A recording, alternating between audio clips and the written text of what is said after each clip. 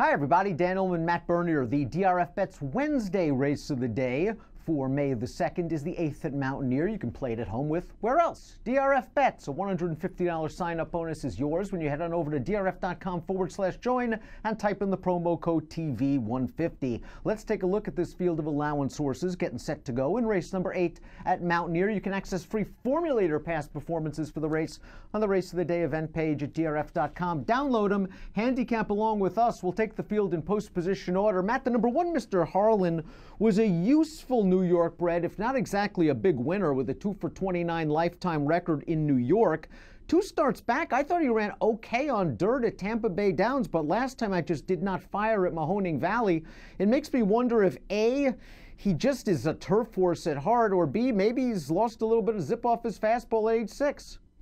You know, it's kind of a tough call with a horse like this because, like you said, I mean, most of his career has been spent on the turf. His dirt form overall, over 10 on fast dirt, it's not particularly strong, but I think you can also make the case that he may have been facing better company when he was in New York bred races, whether it was on the turf or whether it was on the dirt. So I don't know. I agree with you. If you run back to that run 2 starts back, that non-win is a 2 other than down at Tampa, I think you can easily win this race. The question is, are you going to get that, or are you going to get the one we saw most recently? That's really the key, because the horse he ran against 2 starts back, Archinova's, multiple stakes placed in New York, going long on the dirt, a legitimate high-level optional claiming low-level stakes horse. And last time out, for whatever reason, he didn't fire. Mr. Harlan gets a 10-pound apprentice here, 5-1 on the morning line. The 2's Little Big Sime, 20-1 on the line. Little Big Sime hasn't won since November of 2016. This is a horse that's banked over $250,000, and he was in pretty tough last time out at Charlestown against some of those tough West Virginia stakes types, but boy, he hasn't just done any running in his last few races. Yeah, recent form is kind of hard to endorse this horse. You've got to go back, I think anyway, back to late 2016 to find a run representative and close enough to win a spot like this. Unless you get something like that, I think he's up against it. I guess you could look at it this way.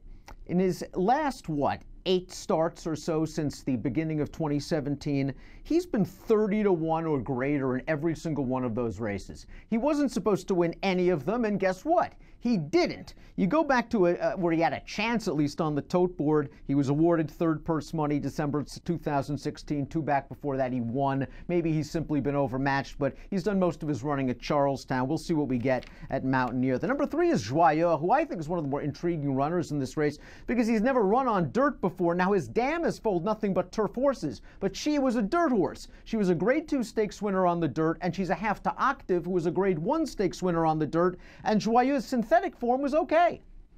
Yeah, this is kind of a tough call in here. It's one of those instances, I think, if you don't like any of the other dirt horses that have proven form or proven you know what to expect from them, this is the X factor. This is the horse that could be anything. On the heels of a victory and non-winners of 3 lifetime, from a buyer standpoint, that number fits. If you think that this horse can transition and translate that over to the dirt, you bring up sort of the unknown for me, though. You look at the pedigree, not only about the bottom piece, but, I mean, who was the last good dirt horse that Kitten's Joy threw? Off the top of my head, I can't think of one in recent memory. Now, he doesn't have to be a superstar to win here, but he is kind of the unknown in this spot. If you think he can run well enough or something comparable to what he was doing on turf on dirt, then yeah, he's a major player. Yeah, you got a sharp horse that's won 2 out of his last 3 on turf. The last time he ran on synthetic was on a Tapeta surface, and according to Timeform US, the color-coded pace fractions were red. He was on the pace. He kept on going to win. He's got a little bit of dirt pedigree on the bottom. He's the great unknown in this race. The 4 is Rocket Road. This is another one that hasn't won in a long time. You have to go all the way back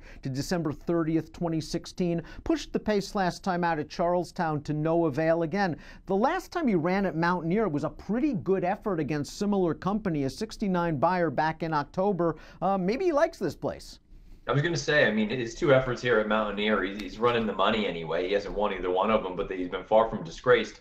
He's just another one of those tough horses to make a call on because his best form, it seems like a lifetime ago. It's been quite some time. And even when he was at his best, he's 4 for 38 lifetime, and he's run 2nd or 3rd on 11 different occasions. Kentucky Kittens, the number 5, claimed away from Michael Maker and the Ramseys for a scant $5,000 2 starts back. Made his dirt debut most recently, but he caught a sloppy track. He didn't break very well. He was extremely wide on the turn, and he was trying in the stretch. Got a 58 buyer speed figure, encouraging enough effort to continue to try the dirt with this horse. And the 8th place finisher of that race came back to earn a 61 buyer. So I kind of believe leave that fig. He needs to improve a little bit, and he needs a little bit of pace. Yeah, he's going to need to improve. I agree with that. And maybe this is just a too simple a way of looking at this. If Ramsey and Maker are willing to lose the horse for 5, there's got to be something there as far as there's a reasoning for that.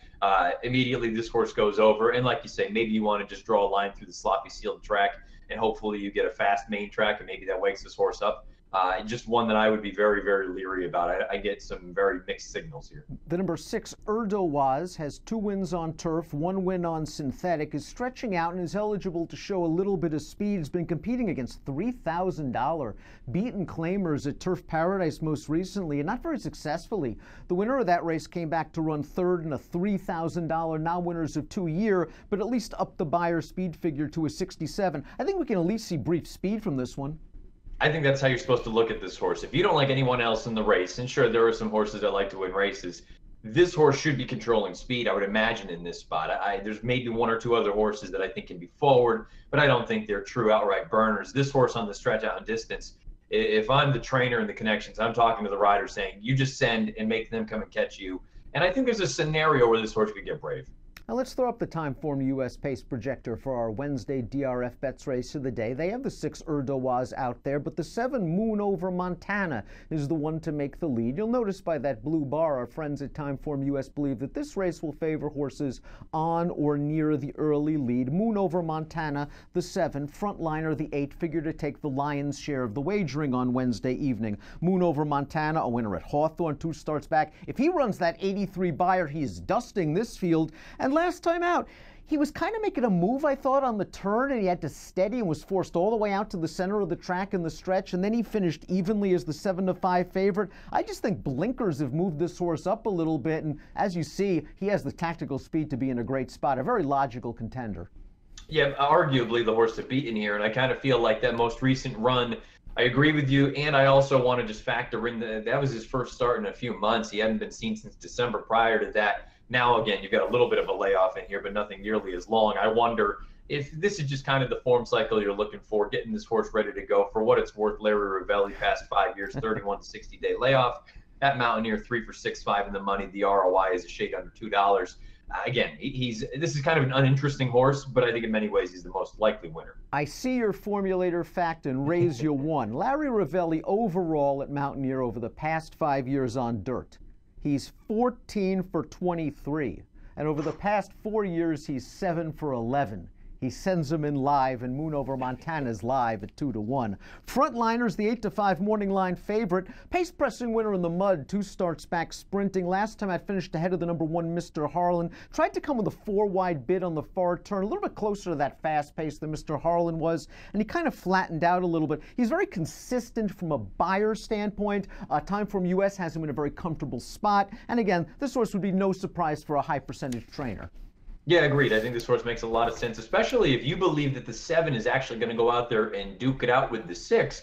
The 8 frontliner could work out the ideal trip in here, letting those 2 kind of duke it out and just taking advantage going around the far turn. At the same time, I'm not entirely sure that's how this race is going to shake out. Either way, this horse owns the highest last out Beyer, co-highest anyway, with the 73. Makes some sense.